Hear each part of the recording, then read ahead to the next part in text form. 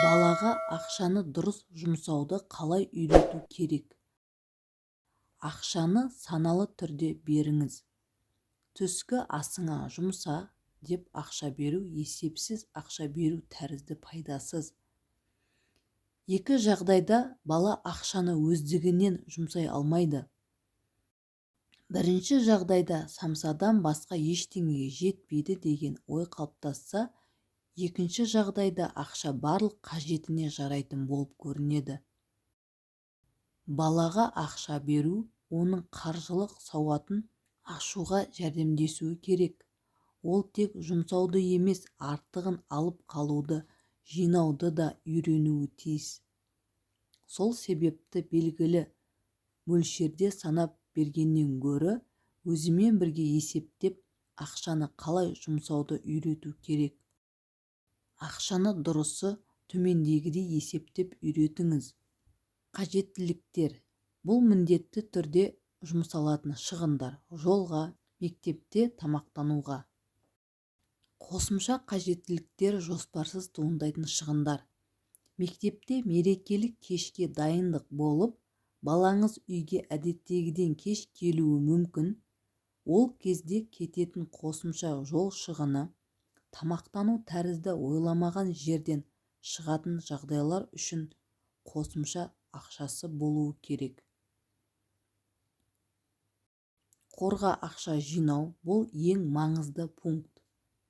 Әрбір баланың өз арманы болады. Бірі велосипед алғысы келсе, бірі бренд қуыршақты сатып алғысы келеді. Қалағанын алу үшін балаға ақша жинауды үйретіңіз.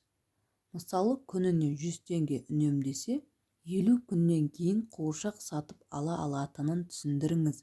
Ал егер 200 теңгеден үнемдесе, 25 күннің ішінде мақсатына қол жеткізетінін түсіндіріңіз.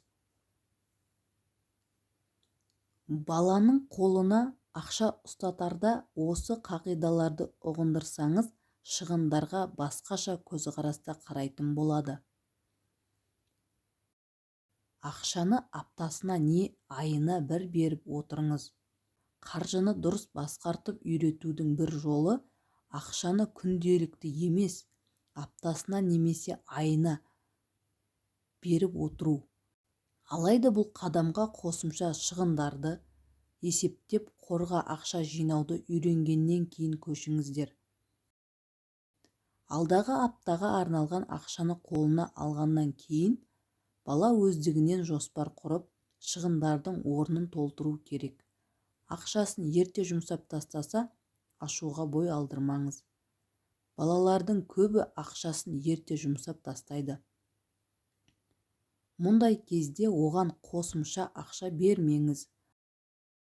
Ақшасыз жүрген күндері қателігінен сабақ алуға көмектеседі. Егер мүлдем ақшасыз қалса, қарызға беріңіз. Бұл қарызын келесі аптада берілетін ақшасынан есептеңіздер. Балаға ақшаны белгілі мерзімде әрі белгілі сомада беріп отырыңыз. Мысалы, жексенбі ақша беретін күн болсын. Ақшаның құндылығын түсінсін. Кішкентай кезінде бала ақшаны мақсатсыз жұмсайды, бірақ өсе келе оған қаржыны басқару өте маңызды екенін түсіндіре бастаңыз. Мысалы, аптаның басында бала бәрін нөлден бастайды да, апта бойы еңбек етеді. Бұл еңбегінің ішінен қосымша кітаптарды оқу тәрізді пайдалы істерді кірістіріңіз.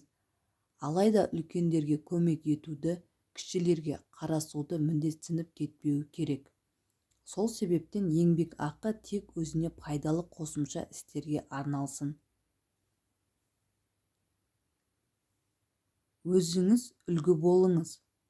Баланы ақшаны басқаруға үйрету үшін өзіңіз үлгі болыңыз.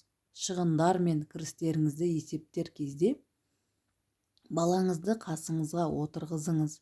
Зерігіп кетпес үшін оған да ақша есептетіңіз. Мысалы, отағасы мен отананың еңбек ақыларын қосыңыз. Бұл кірістер. Шығындар қатарына коммуналды қызметке, азық-түлікке, жол шығындарына, балаларға жұмсалатын басқа да шығындарды бірге есептеңіздер. баланың санасында ақшаны қалай дұрыс басқару керектігі қалыптасады. Мұндай сабақтан кейін маған ойыншық алып бер деген тәрізді еркелігінің де сап тыйылуы ғажап емес.